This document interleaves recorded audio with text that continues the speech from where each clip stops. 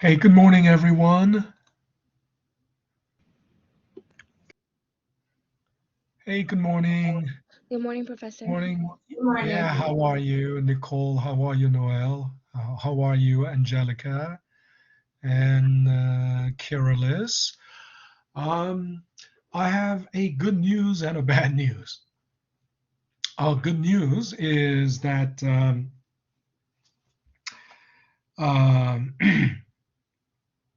I got my computer back. Um but the thing is, none of the data was recovered. None of the data was recoverable. They were all damaged. I mean, the hard drive was completely um, hard drive was completely fried. So nothing, no data. So over the weekend, um, but fortunately, I had uh, most of my data backed up in my external hard drive or in the cloud. So I was able to recover most of the data, but the files that I have recently used before the computer crashed, um, they cannot be recovered. So and then they had to reinstall Windows. And previously I had Windows 10. Now I have Windows 11 on this new computer. I mean, Windows 10 is still new.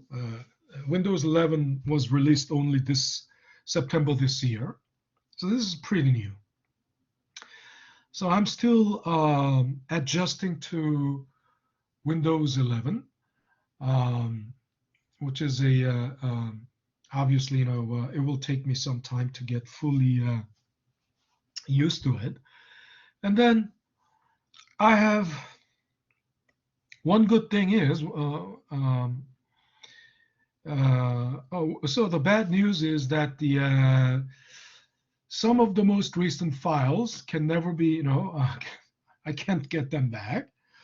And I need to, I still have some limitations. For example, Adobe,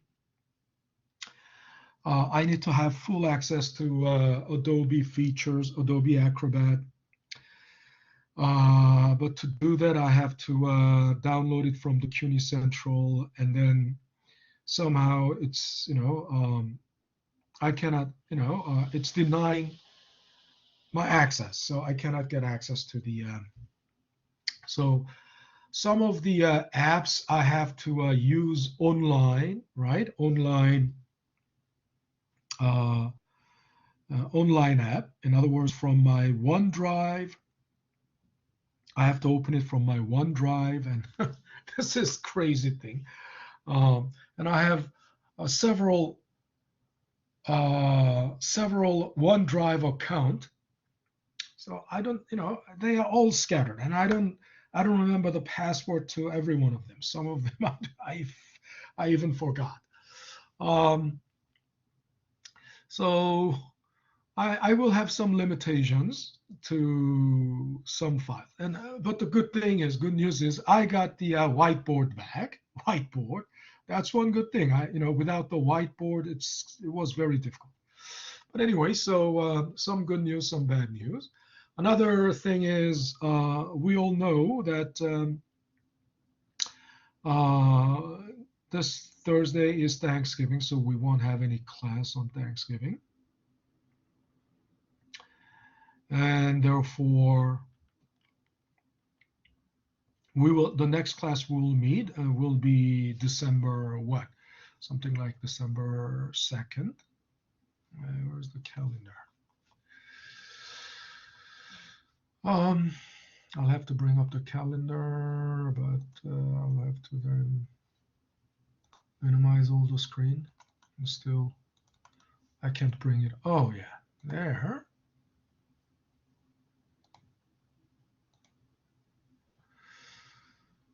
Uh, ah, Tuesday, November 30th. Okay, Tuesday, November 30th will be our next class.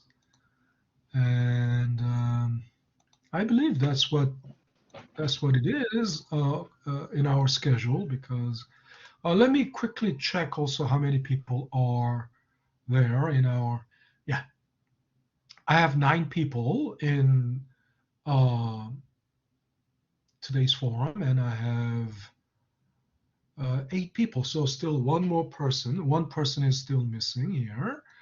Now, so quickly checking our next class,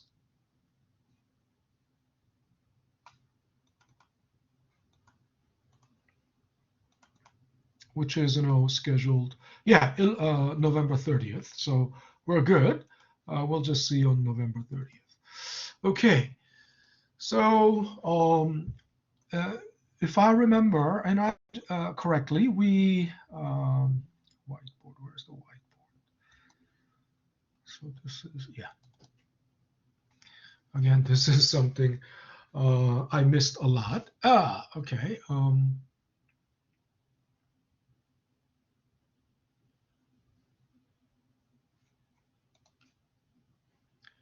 So let me create a new one.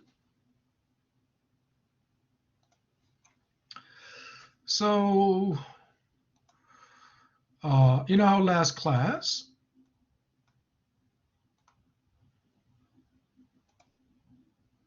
where is it?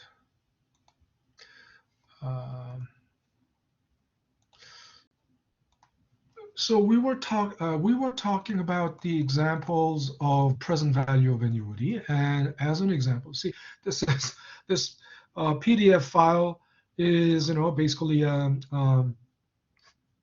online app. It's not the app installed on my computer.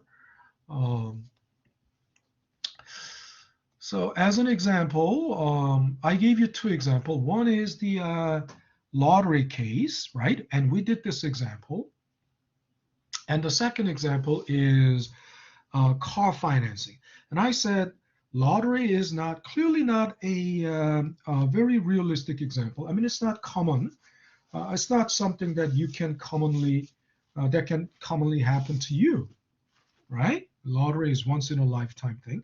So it's not really practical or realistic practical example, but there was a good reason for that, because lottery example has a lot of it's pedagogically easy. It fits, exactly the present value of annuities. Second, um, it also in most cases of loans, right? In most cases of loans, right? You never, the lender never never waits 30 years for you to come up with the lump sum future value to pay back, right? And I've emphasized this over and over. In reality, if you take out a loan, the payment starts right the next month. So if you took out a 30-year mortgage,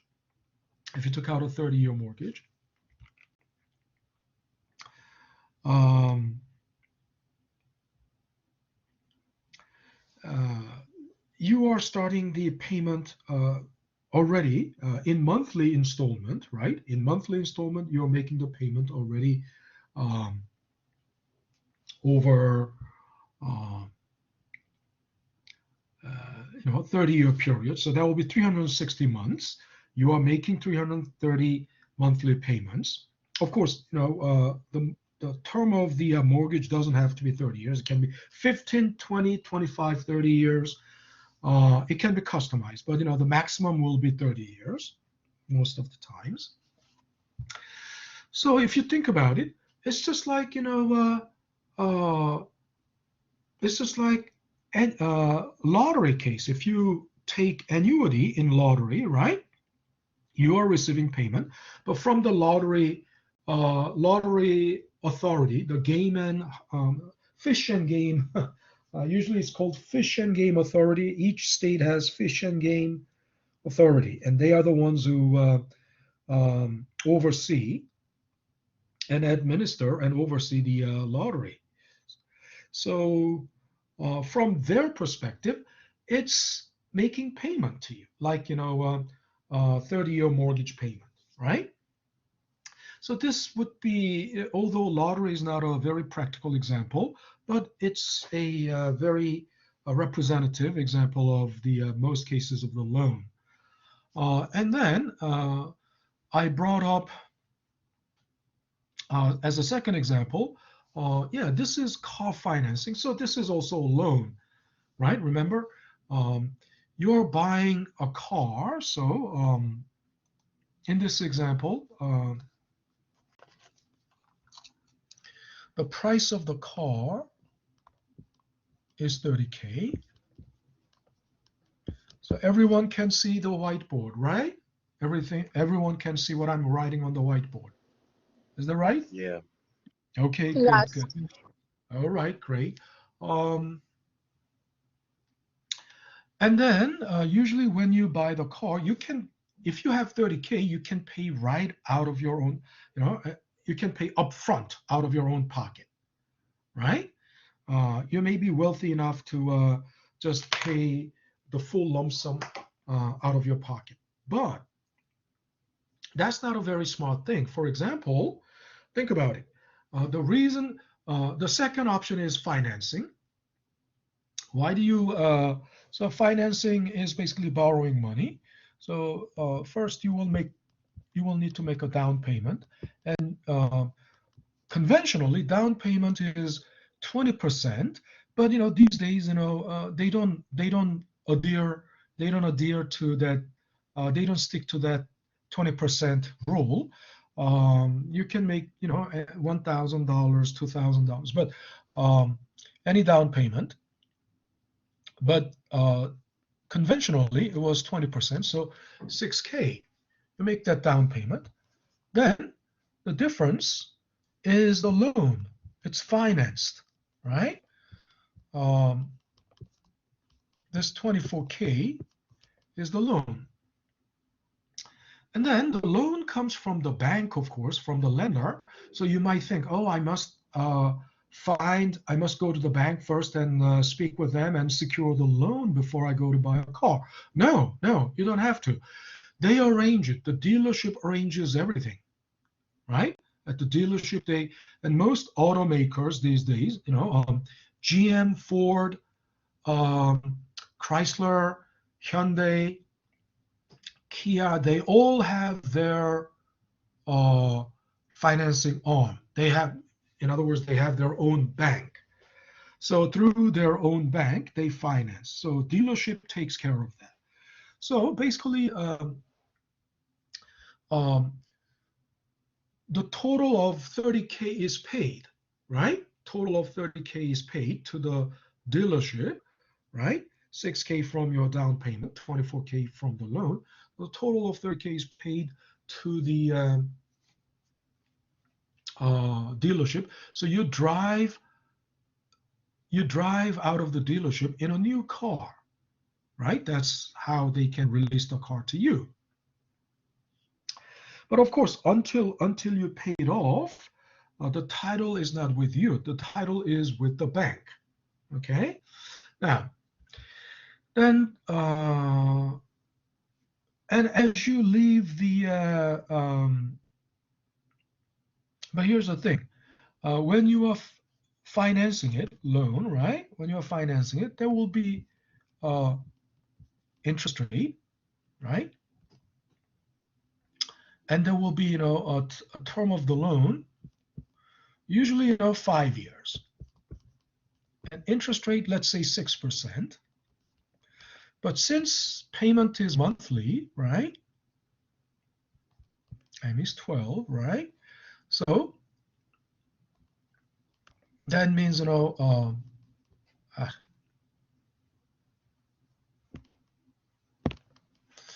that means, periodic rate will be 0.5%.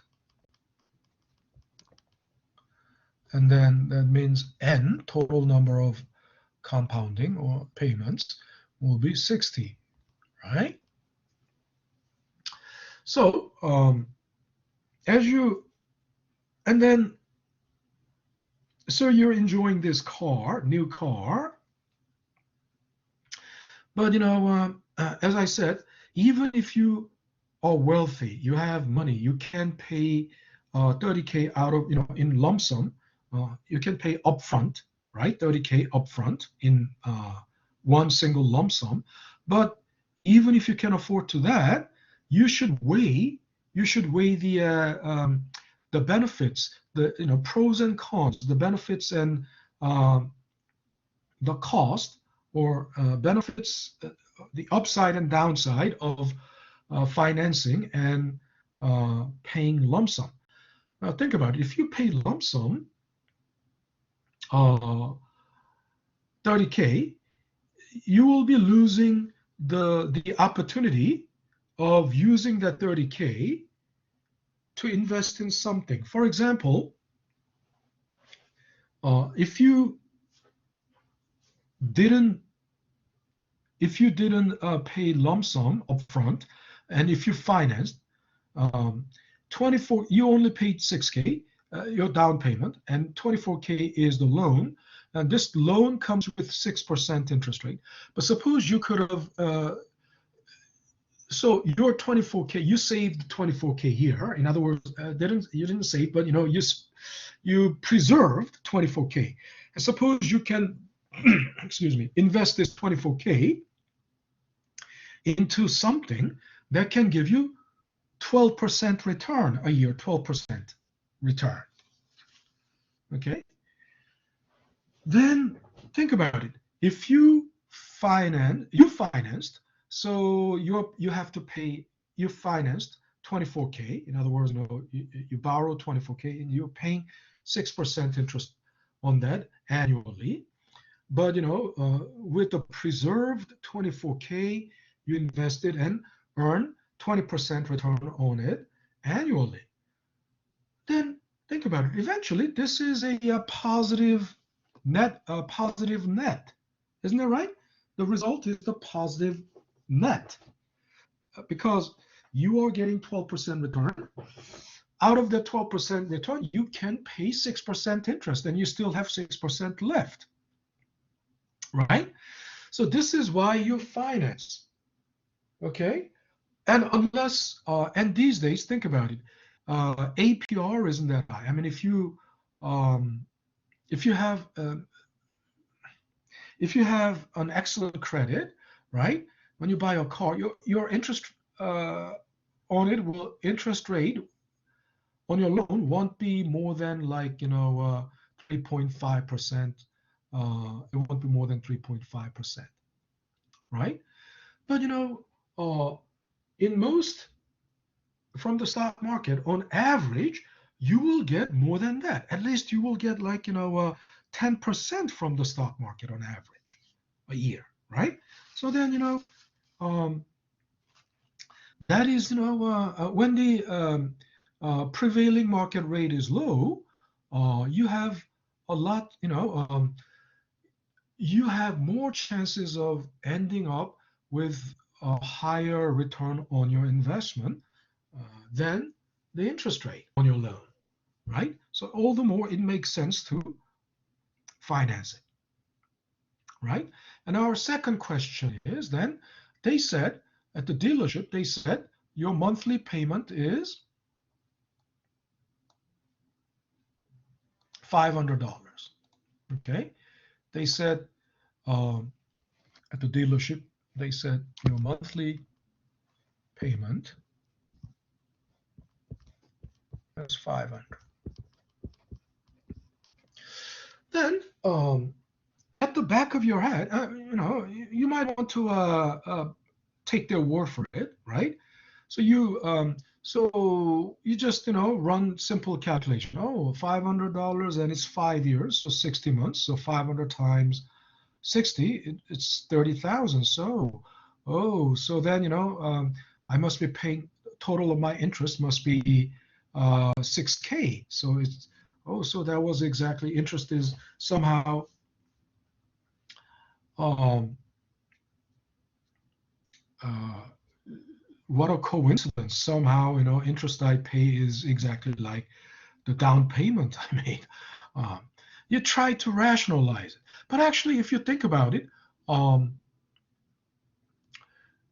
you have paid, you made 6K down payment of 6K, and you are paying back 30K. Total amount of you're paying back is 30K. So total of all that is 36K. And this, beyond all that, still there is something not quite right.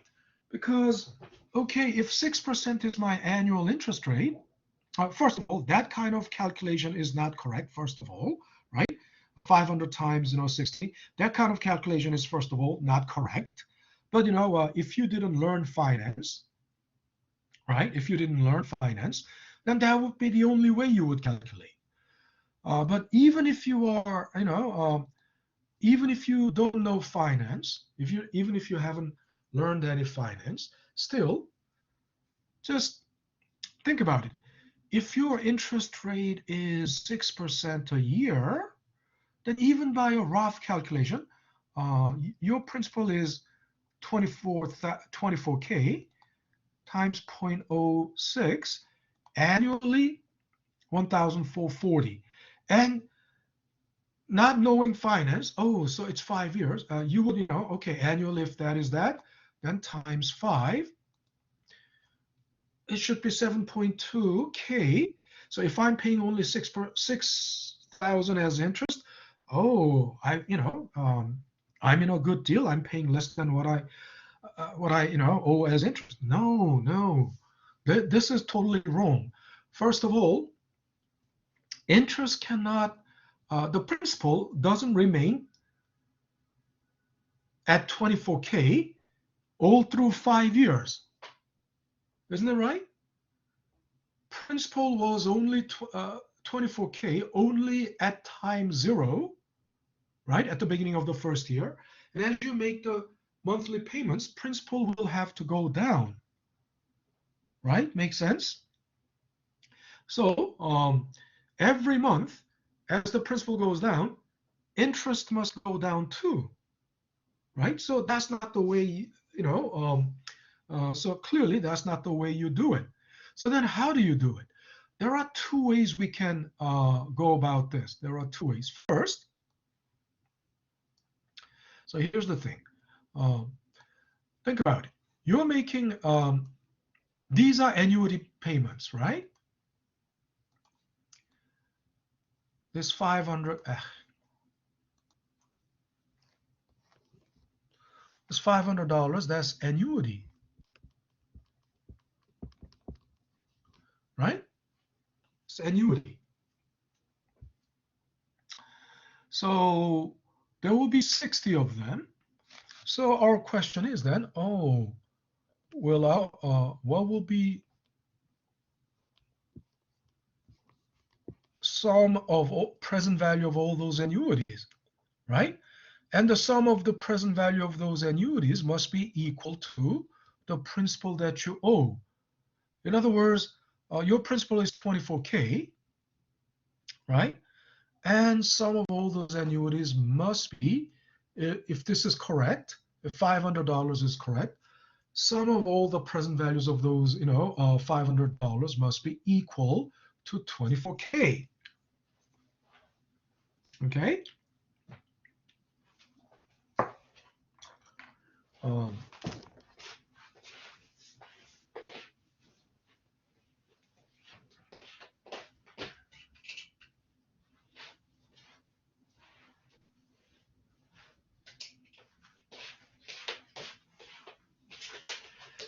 And then think about it.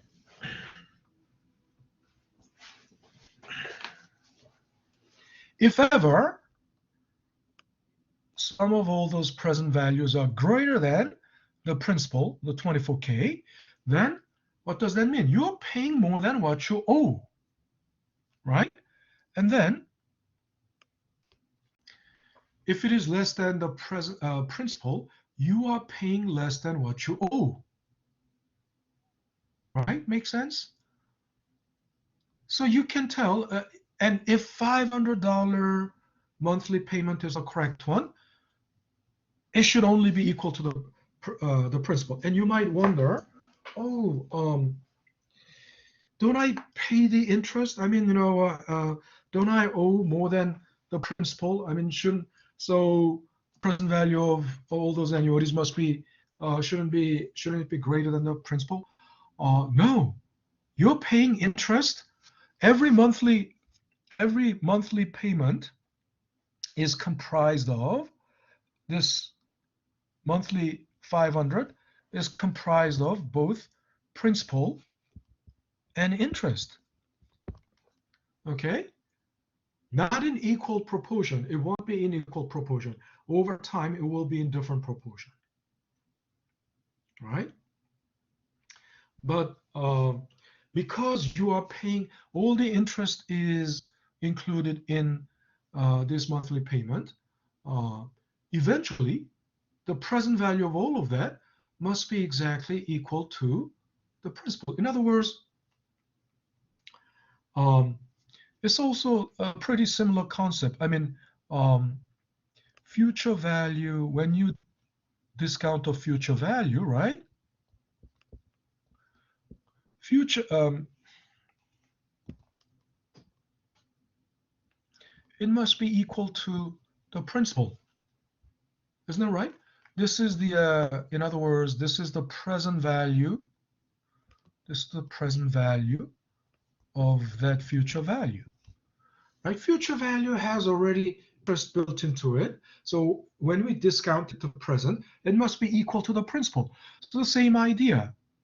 All those annuities, present value of all those $500 annuities, all those annuities include interest. So if you discount it to present, the present value of it must be equal to the principal. So one way we can tell if this payment is correct or not is to see if the present value of the annuities is equal to the principal or not. The second way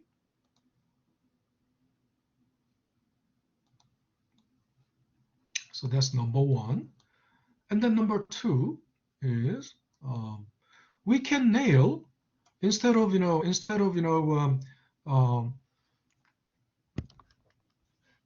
just we can exactly nail the payment, right? So how do we nail the payment? So remember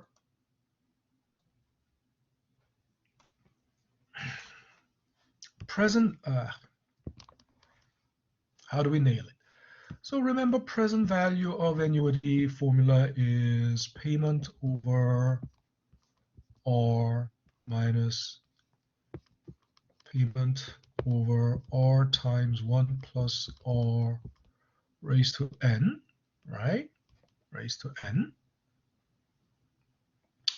And then remember I showed you also how to factor out the common factor. We know the common factor here is payment over R, because look, common, this is common here, right? So we can factor out payment over R, then this one will become 1. This one, if I factor out, this one will become 1. This one will become, just 1 over 1 plus R to the N, right? By factoring out payment over R. But I'm not going to factor out payment over R, not the whole thing, right? I'm not going to do that. But I will factor out only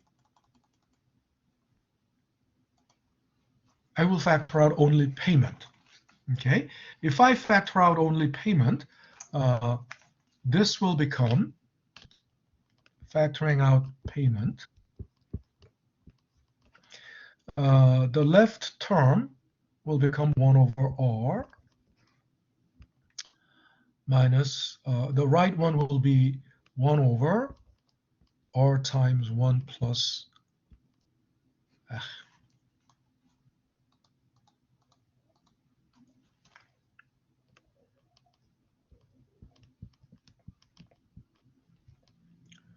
1 plus r to the n. Okay, and then we can combine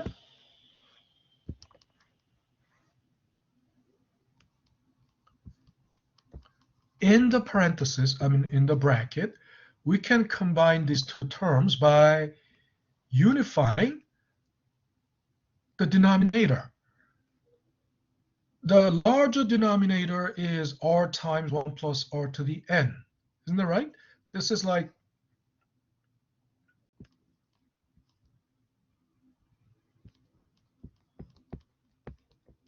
in other words, when you have, think about it. When you have something like, let's say you have 1 over 2 minus 1 over 6. What would you do? You will unify the denominator, right? And the denominator, unified denominator will be 6. And 6 is 2 times 3, so you must do the same thing to the both numerator and denominator. So this 1 will be 3, but the original 1 over 6 won't change because it was originally 1 over 6. Now then we can do, this is then, possible. It's going to be 2 over 6, which will be, 1 over 3, right? In other words, it's the same thing. By unifying and combining the denominator, I will need to do multiply the same thing to the numerator, which is 1 plus r raised to n, and the right-hand side is still 1, right? Now, think about it. Don't, what did I say? No matter how crazy or no matter how complex any equation may look, the key to solving any equation is always what? Identifying z equals x times y structure. It's always z equals x times y structure. Right? And if x is the unknown, how do you find the x? You find x by dividing z by y. And then, as long as you can identify the structure, you can solve anything, right? You can solve anything. And here, we have the structure. Isn't it right? Don't we have the structure? The structure is, this is z,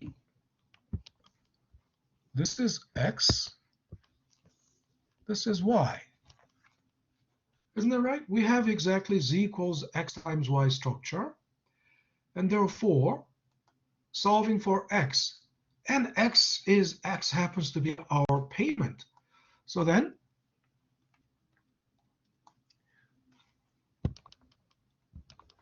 solving for x, or the payment, so then the payment is, and we will divide the present value of annuities by the thing in the bracket. And the thing in the bracket,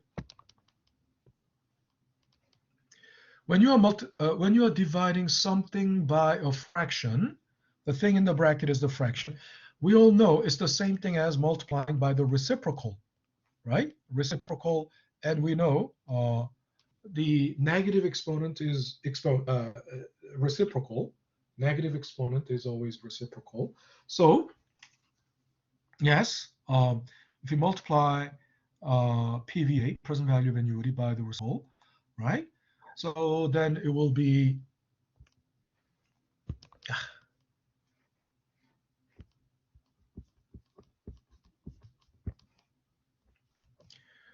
PVA times the reciprocal of the thing in the bracket is r times 1 plus r to the n, and 1 plus r to the n minus 1. And voila, that's how this formula is derived. Okay, so this way we can nail our correct payment, exact payment. Okay, so let's go to our Excel model. So I want you to open, this was the file that we've been working on over and over, right? I want you to open this file. Do you have it in front of you, everyone? Do you have it? Yes. Angelica, good. I can always put my trust in you, Angelica. Yes. Kathleen, good, good. Vivian, I saw. And how about everybody else? Brandon, do you have this file in front of you? Noel, good, good. Yep. Naomi, Brandon, good. Fahad, do you have this file in front of you? Fahad? Jeremiah, how about you? Do you have this file in front of you? Yes. Good, good, good. Jody Ann, do you have this file in front of you, Jody Ann? Jody Ann. Carolis, how about you? Do you have this file in front of you? Yeah, I do. Good, good, good. Naomi, do you have this file in front of you? Yes, I do. Good, good. I can always, trust you. Nicole, do you have this file in front of you? Yeah, I do. Great. Nikari, do you have this file in front of you? Nikari? Nikari? All right.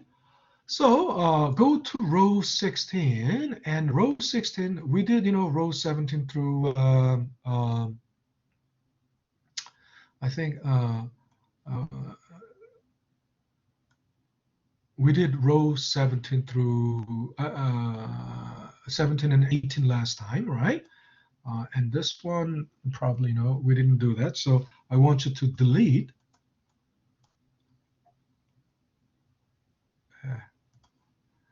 I want you to delete A19 and A20. Now, row 16 is exactly, our example, right?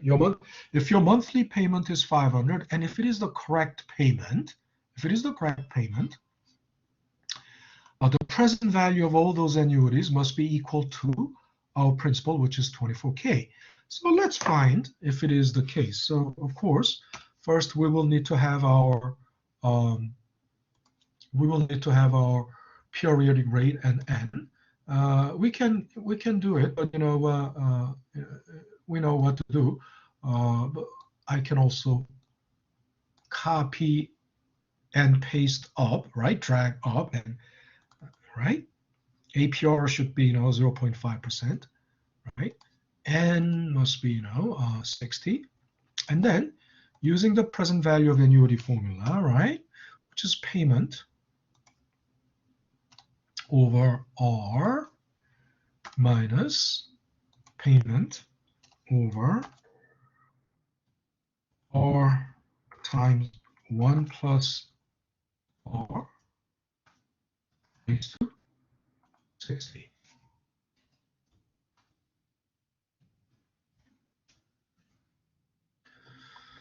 So hit enter, and what do you get? You get 25,862. That's clearly more than our principal of 24K. So you come to the conclusion that you're getting ripped off, right? So if you're getting ripped off, what do? If you can settle it quietly, right? You can go to the dealership and probably tell them, I can bring a lawsuit against this. But of course it's not the dealership, it's the bank, because a dealership will use the program that was provided by the bank. But it's not likely that the bank will cheat with math. Something probably was wrong with the there was some error in the program or something, but either they used incorrect APR, right? But we can tell we can tell clearly that we're not paying the correct monthly payment. Another way we can find it is nailing the exact payment. Okay, to nail the exact payment, now think about it. The present we'll have to set the present value of annuity to equal. We'll have to set it equal to the principal we owe. So it's a given, right? 24K. Then using the formula, right, that we just got, right? So it's going to be PDA times R times 1 plus R raised to N. This is the whole numerator, and the denominator will be, open parenthesis, open another one, 1 plus R raised to N minus 1, and close the parenthesis. Okay, close the parenthesis. So hit enter, and what do you see? Oh, the correct payment is $463.99, which is almost $464.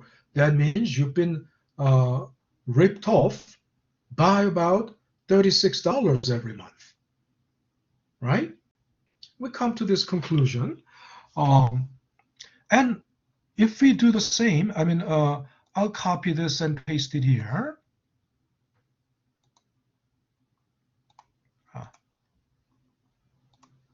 And then what do you see? This was what? This was the lottery scenario, right? If you won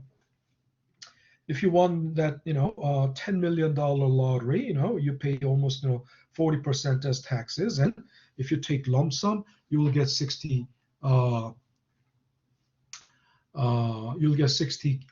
million after taxes. I mean, if that is the case, your monthly over 30 years, right? Monthly payment will be, if you take annuity, almost 36,000 at 6%. If the interest rate is 6%, but if the interest rate, of course, 6% interest rate is unrealistic. It will have to be something like 1% to be, more realistic. And if it is 1%, it would come to something like 20,000. And that was close to our, a previous example about annuities, right? Now, about lottery example. Now we're going to move on to the amortization schedule. And what is amortization? So, where is that file?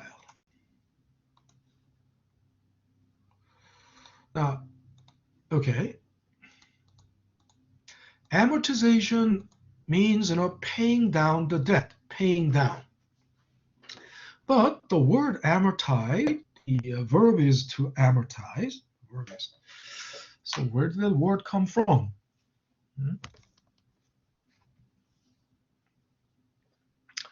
Now, the word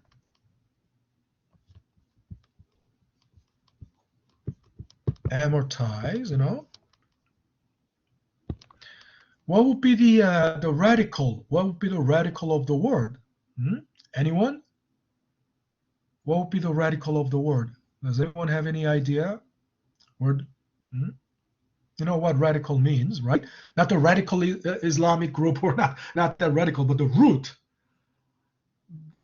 of the word. Anyone? The radical of the word is this, mort. Now think about it. There are many, that word comes from, Latin, of course, and in French, the word mort, il est mort, it's dead, right? And also in English, mortuary, mortician, mortality. All those words, mean death. right? Something to do with death. Mortuary is basically the funeral home, mortuary, right? A mortician, funeral director.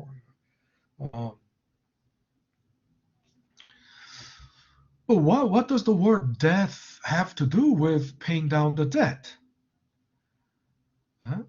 Well, if you think about it, you are slowly, I mean, by paying down the debt. Paying down means you are gradually lowering, gradually lowering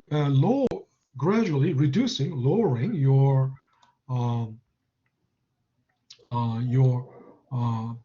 principal of the loan.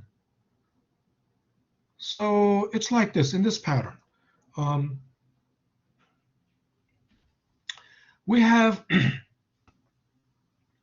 so this graph is representing something like $100,000. It would be more than $100,000. Original principal must be more than $100,000. But timeline is 30 years, 2010 through 2040, right? Timeline is 30 years. And the monthly payment is almost $700. Monthly payment includes principal and interest. So this yellow bar, the yellow, partially green. Why partially yellow and partially green? These bars, vertical bars, represent monthly payment, and monthly payment is comprised of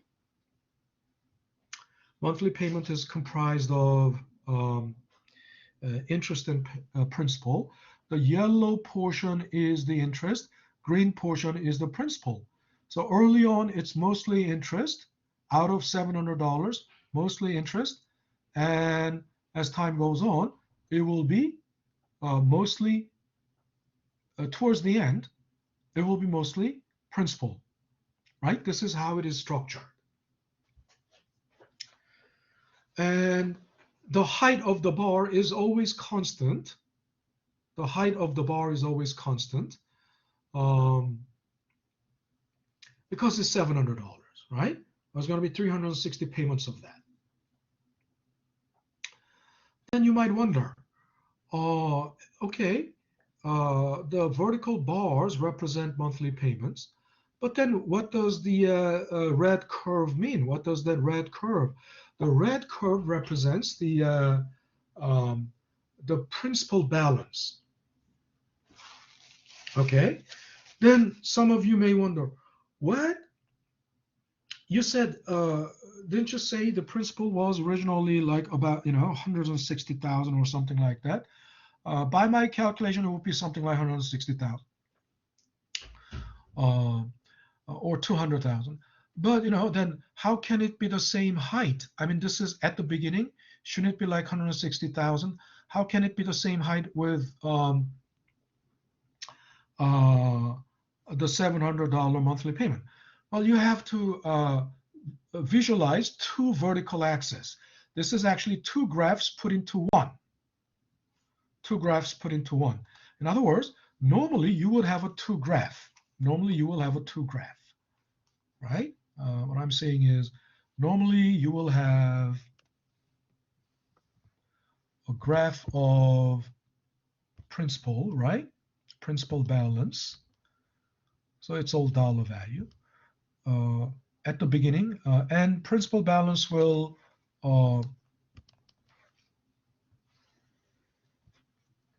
decrease over time like this, which is called the decaying pattern. This pattern is called decay, right? And look, decay, when decay continues, right? End of decay is death, isn't it right? End of decay is death. Hence, it makes sense why it's called amortization. Now the second graph will be, so this level, this is like, 160K. Okay, and the second graph will be monthly payment.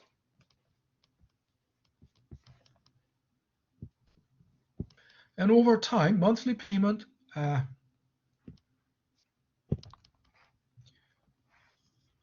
will be constant, 700, right? So then, now you see, if we combine these two, what do you think? If we combine these two, we will have to use two vertical axes. If we combine these two,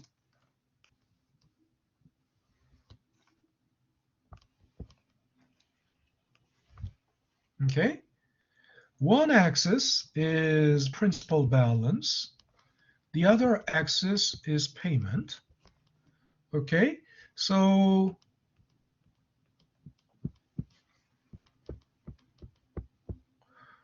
in the left vertical axis, every, this must somewhere here, it must be 160K.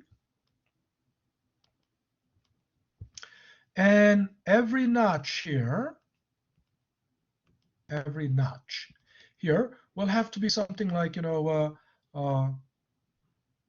10K, right? Every one of these will be 10K. On the other hand, here, right vertical axis, every notch is like, $100. So 1, 2, 3, 4, 5, 6, 7. This would be 700.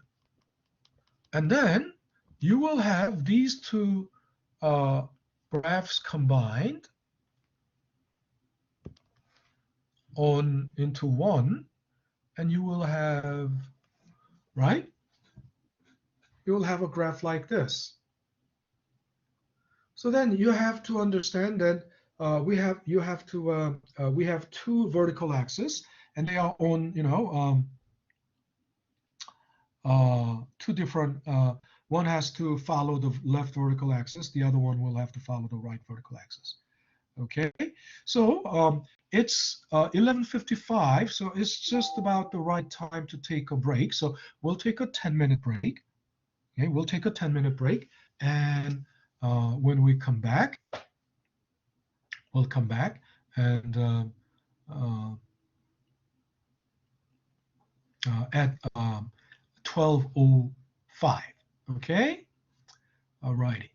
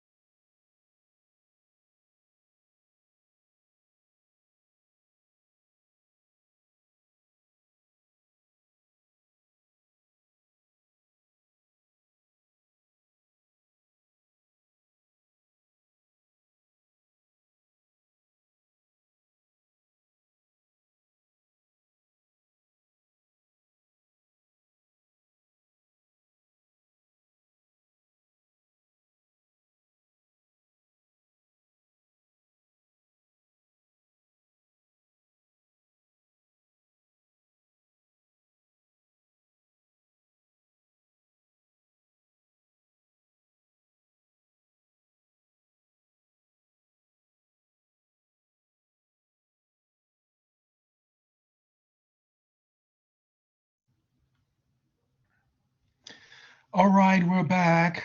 We're back. I hope everyone is back. Let's get to the example before getting to the example of amortization, let me.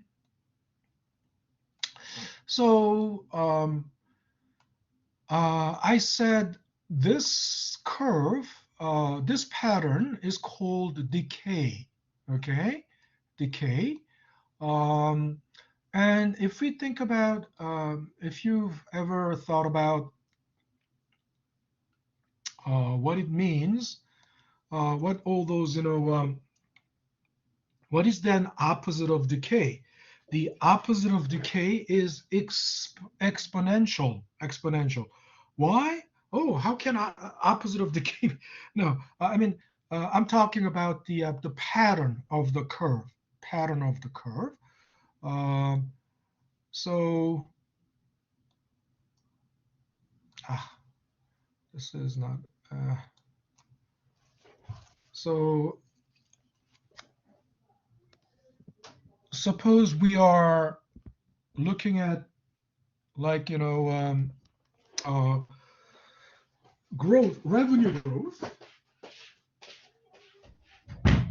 We're talking, if you're talking about the revenue growth, right? There can be, it can take three patterns. Revenue, anything, growth in anything can take three patterns. One is a straight line, which is a constant growth. Constant. This, you see the slope. Uh, Slope is 45 degrees. That means for 1% growth, right? And it's time, so it's in case of time you don't see, but 1 year, we can say 1 year, 2 years, 3 years, and after 1 year the growth is like one. I mean, there's a one-on-one match, 1-to-1 match. One year growth, 100%. 1 year has passed, 100% growth. 2 years have passed, another 100% growth. I mean, 45-degree slope means the slope is one, right? For 1% increase in the x-axis, 1% change in x-axis, there will be matching 1% change in the y-axis, right? But this type of growth is constant and linear. Constant and linear, right? Whereas we can have this kind of growth, which is called decaying pattern, right? Early on, the growth was very steep. The growth rate, the slope was steep. That means growth was high. Growth rate was high. As time goes on, the slope gets flatter and flatter and flatter, right? By the time we get here, the slope is completely flat, meaning zero growth, and past some point, it's even negative, showing negative. On the other hand,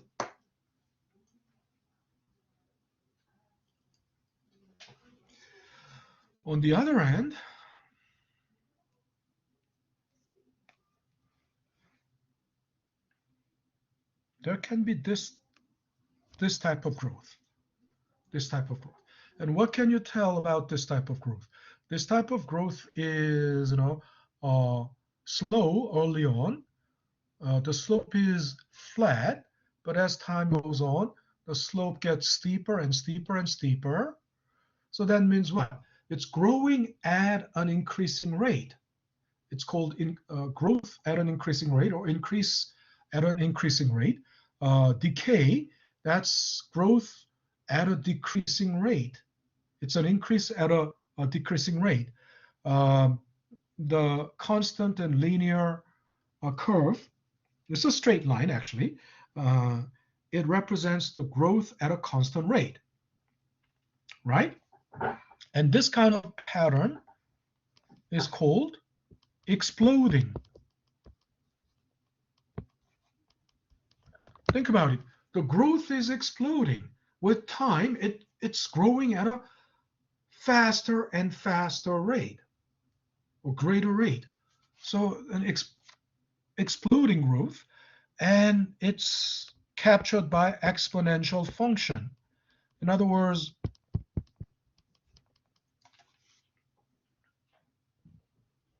captured by an exponential function. So in other words,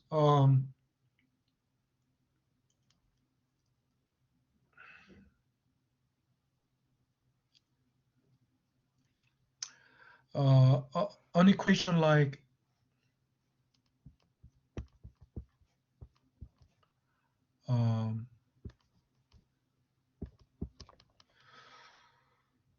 some constant, right? For example, 2 to x. If it is 2 to x, right? If a is 2, if the function is like y equals 2 raised to x, that means what? First, when x is 1, it's 2. When x is 1, it's 2. When x is 2, it's 4. X is 3, 8, right? Think about it. If this is 10, if the base is 10,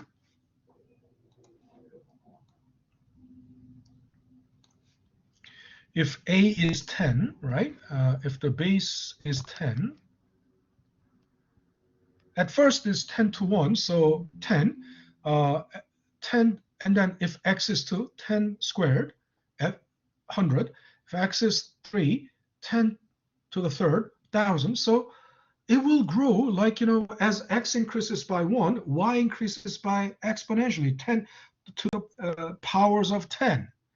And if this is, it could be, e to the x Euler's. That's exactly, that's natural. It's a very natural, continuous growth. Okay, so when we say the growth is exponential, you should know what you're talking about, really, because oftentimes I see these people that are making a presentation in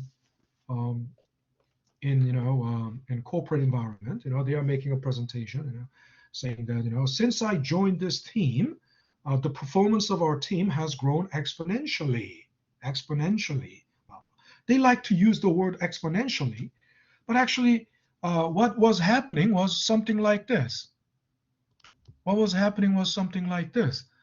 And if they called it or what was happening was something like this. Yeah, there was growth, but the growth was clearly not exponential. And if they just want to use, if they say exponential growth, then they don't know what they are talking about. Okay, certainly there was growth, but certainly this growth was, strong at first, but slowing down or dying out or plateauing as time goes on. This growth consistent, not a bad one, right? But obviously that's not exponential. Okay, that makes sense. Is everyone with me about that? Yes. Yes. Okay, great, good. I want, in the future, if ever, you make a presentation in front of a team, then, I want you to be using the word exponential carefully, and hopefully, hopefully you will have really, after you have joined the team, then thanks to your role, hopefully the growth of your teams, whatever, results would be exponential. Okay. All righty. So then,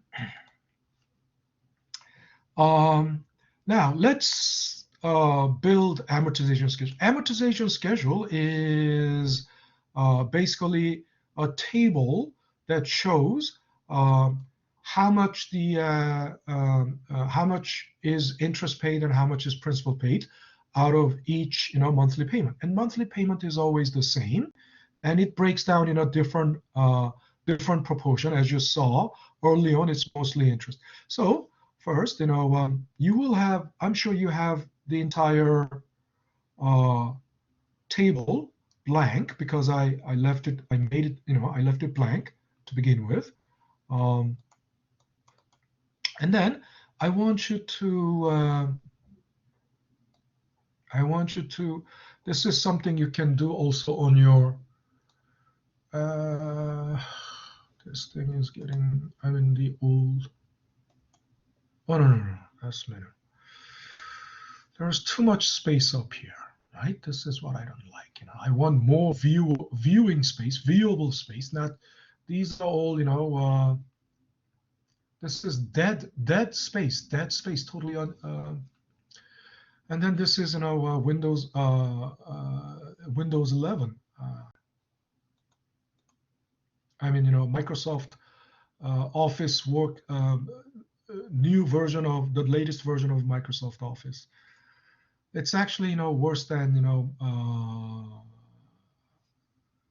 the older versions, in terms of, graphics. So anyway, I want the top row. I want you to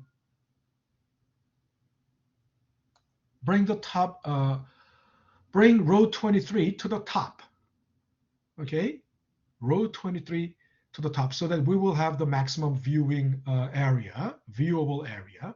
And I want you to select B29. Okay, and go to View and select Freeze Panes. Then you see the lines appear there. And then with that, as you scroll down, you won't lose sight of the label, right? That is like window pane that's frozen there. And also, as you scroll to the right,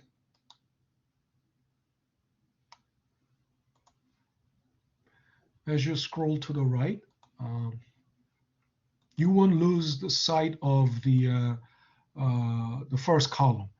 The first column, I have already put the serial numbers there. That's the number of payments. Of course, this is our car finance example. So 5 years, there will have to be 60 payments, right? And you might wonder, I also, that must have been a tedious job, professor, because you had to enter 1, 2, 3, 4, all the way to 60. No, I wouldn't do, a dumb thing like that. Why? Because Excel is so smart. Excel is smarter than you think. It can guess your intention. So all you need to do is just put a few seedlings of numbers, and I put 1, 2, 3, and Excel understands. Oh, I want to generate a series of numbers, right? Excel understands that my master, the user, Excel user, wants to generate a series of numbers that are integers with one interval of 1 in between, So I just plant a few seeds, initial seeds, and highlight those 3 cells and just drag it down. And as you drag it down, you see, the numbers, appearing next to it. That means, it's the number of rows. So until we get to 60, then, yeah, we stop there. Then Excel is, smarter than you think. So it understands my intention, right? So it generates a series of numbers. It will generate a series of numbers depending on, what initial input you gave it. And then payment is there, of course. And it's going to be 823. It has to be 823 through and through, because I'm going to copy and drag it down. And if I don't lock into 823, I'll have it will change. As I scroll down, it will change. So what I need to do is I'm going to lock it by hitting F4. Okay? Hit F4, right? Hit F4. So you might need a function key too, function and F2, right? If you have, function key, you have to hit them both. And then it gets locked, and then you can copy and drag it down. You can drag it down all the way down. And at the bottom, I have already entered auto sum. I have entered sum. So this is the sum of all the monthly payments. So you will be eventually paying $27,839. Okay. And interest paid. Now we all know monthly interest rate is 0.5%, and I'm going to lock it because it's going to be by hitting F4, hit F4, and you're going to lock it. Okay, and by doing this,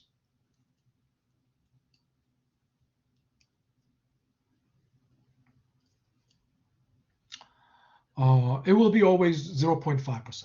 But in the first month, how much? What is the principal in the first month? I mean, you are paying interest on the principal, right? So it will be 0.5% of what?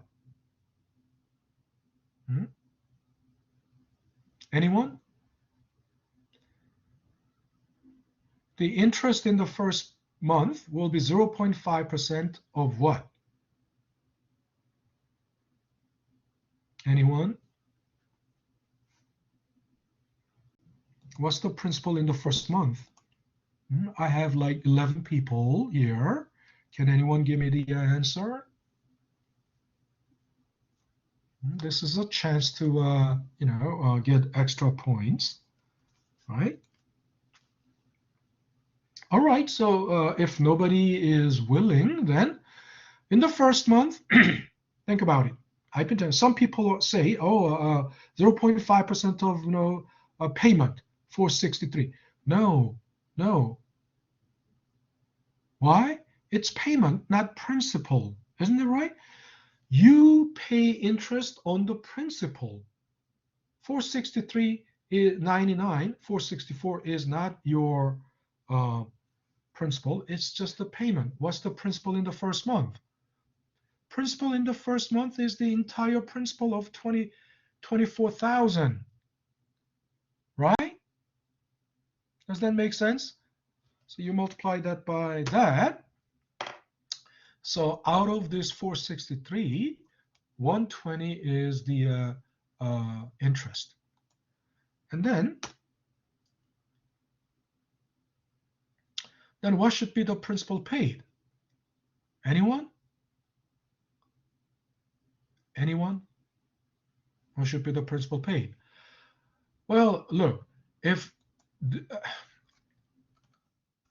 120 is the interest out of this payment, then the difference between the two must be the principal. Isn't that right? The difference between the two must be the principal. So that's the principal paid. Okay, that will be okay. Then what will be the principal balance? What's going to be the principal now remaining? The principal, anyone? Look, the principal went down by as much as principal at time zero. Principal at time zero was this, right? Principal at time zero was this, but at time one, right? At the end of first month, principal must have gone down by as much as this. Isn't that right? By principal paid, right? Nobody. Yes. Are you there? Okay, good. Thank you for showing some vital sign. Thank you for showing some vital sign. Yeah, I mean, it's all logic. And then in the second month, we'll just copy and drag to the second month, but we'll need to make adjustment because it is not right yet. So in the second month,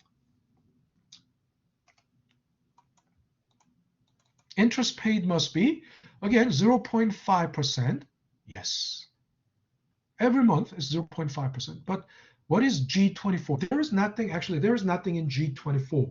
Why? Look, after row 23, I truncated it. So row 24 through 26 were truncated. So because there is nothing there. So it jumped to row 27.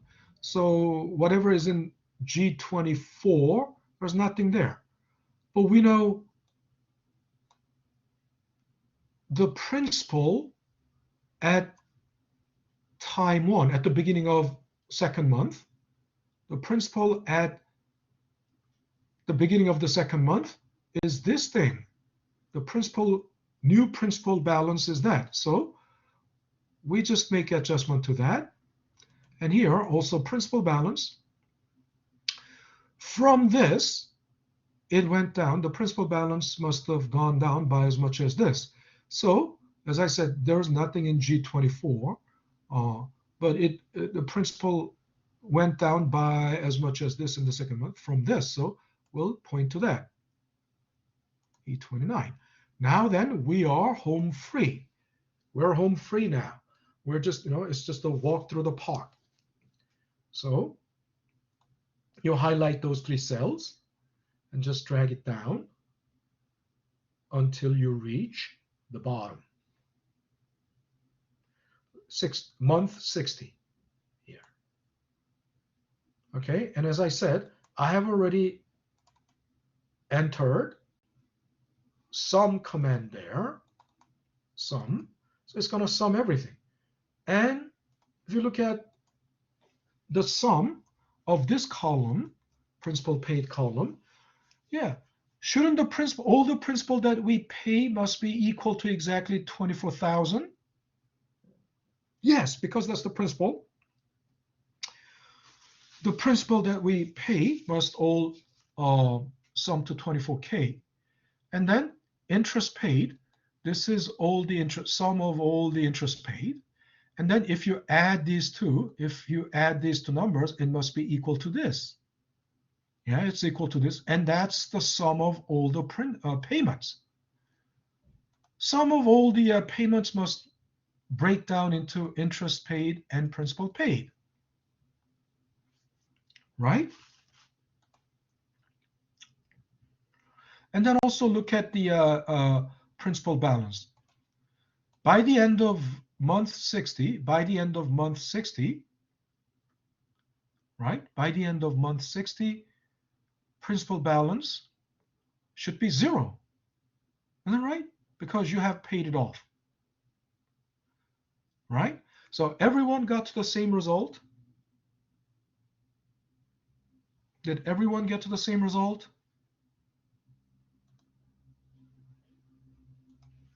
Nobody's saying. Is there any violence? Okay, Angelica. Great. You got the same result, right? And yeah, great. Nikori, you got the same result. Great. Who else? Who else got the same result? Okay, let me. Yeah, good. Noel, good. Nicole, good. All right. So now think about it. This may seem complicated, but it's not. I mean, it's just the first 2 rows that you need to do. Second row, you must, just make some adjustment. Once you get the hang of it, you can build amortization schedule for even 30-year mortgage in just 2 seconds, maybe not 2 seconds, but at most 2 minutes, because you have to do this, and then you need to build a template, right? And then considering that, but not more than 2 minutes, maybe within 1 minute, you can all do that. So then what is the benefit of the amortization schedule. First of all, yeah, not only that you can see how it breaks down, how monthly payments breaks down into interest and payments, and you can see it is exactly like that. Early on, most interest and smallest principal early on, and as time goes on, mostly principal and very small interest. Right? Of course, the interest will have to get smaller and smaller because the principal is going down. Right? Of course, the principal is going down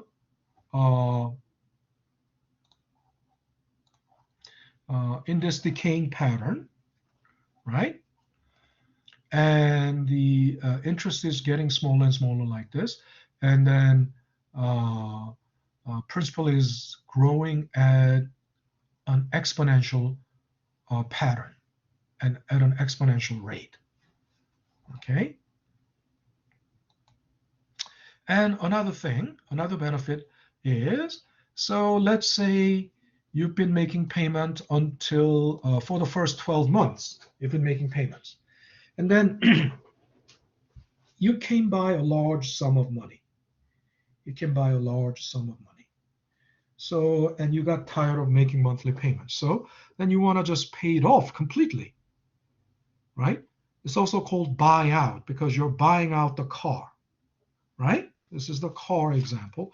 You buy out the car by paying the remaining principal balance. So it will give you, oh, how much principal balance I owe, right? It will give you an idea. And the actual payoff amount will be slightly greater than this because they have some, administrative cost, right? Administrative and transaction cost.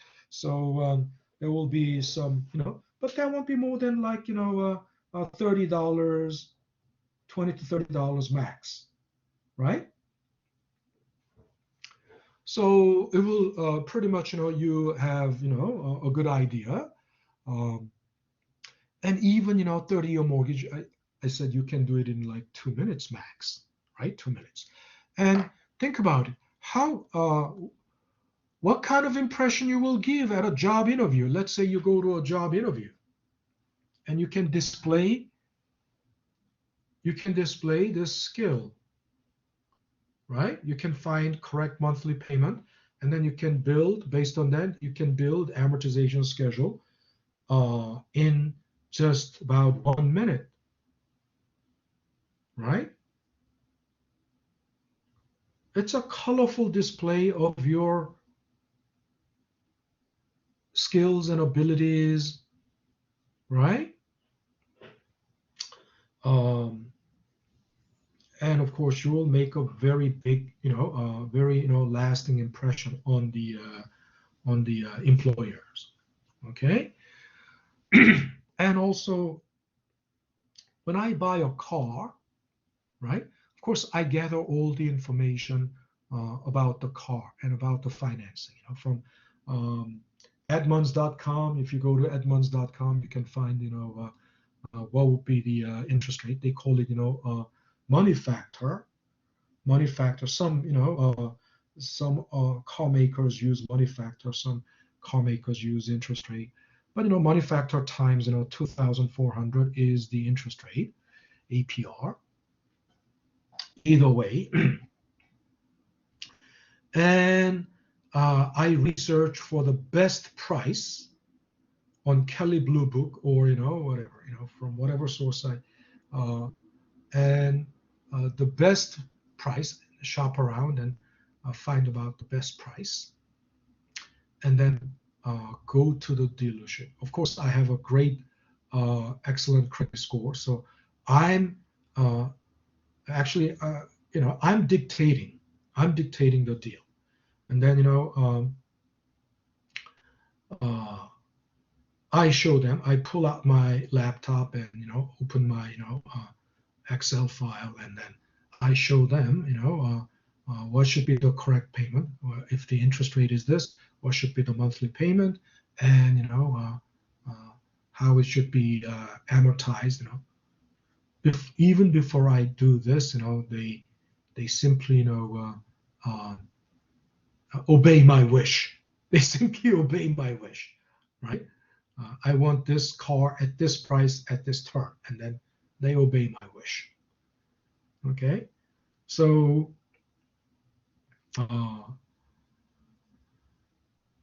and okay, so that's all the time we have today.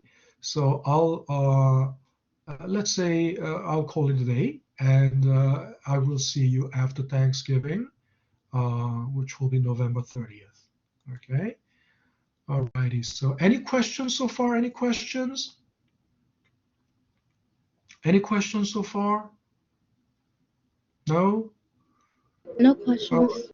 Okay. All righty. So then I'll stop sharing and stop recording and sign out. So have a great afternoon, everyone, and have a good Thanksgiving. Bye, Professor. Have a good afternoon, Professor. Thank you. All right, you too. All right. Take care, everyone. Take care, everyone. Signing out.